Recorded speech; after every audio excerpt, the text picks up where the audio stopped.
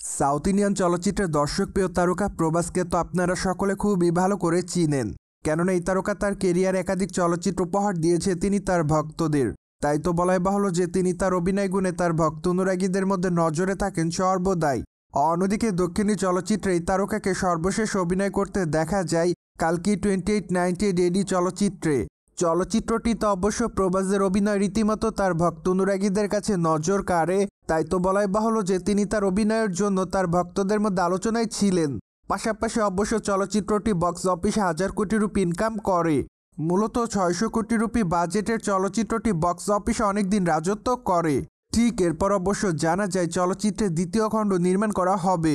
মূলত চলচ্চিত্রের প্রথম খণ্ডের থেকে দ্বিতীয় খণ্ড আরও বেশি দুর্দান্ত হবে বলে দাবি করেছে নির্মাতারা। তাই তো তারা সম্প্রতি জানিয়েছে জুন মাস থেকে কালকি চলচ্চিত্রের দ্বিতীয় খণ্ডের শুটিংয়ের কাজ শুরু করা হবে। চলচ্চিত্রের দ্বিতীয় খণ্ডে অবশ্যই এবার কামাল হাসানের চরিত্রের অনেকটা রান টাইম দেওয়া হবে বলে জানা যায়। পাশাপাশি চলচ্চিত্রের পর্দায় অমিতাভ বচ্চনের চরিত্রটি আরও নজর কাড়বে দর্শকদের, এমনটাই জানা যায়। সেই সাথে দীপিকা পাড়ুকোনের চরিত্রটিও গুরুত্বপূর্ণ থাকবে বলে জানা যায়।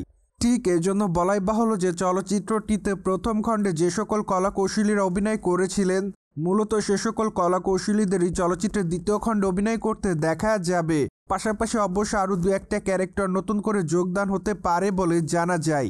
তাছাড়া চলচ্চিত্রটি অবশ্য নির্মাতারা মুক্তি দিবে 2026 সালের শেষের দিকে। প্রসঙ্গত দক্ষিণী চলচ্চিত্রের তারকা প্রভাসের হাতে বর্তমানে বেশ কয়েকটা চলচ্চিত্রের কাজ আছে বলে জানা যায়। তাই তো এই তারকা আগামী দিনে তার আসন্ন চলচ্চিত্র স্প্রিটের শুটিংয়ের কাজ শুরু করবেন।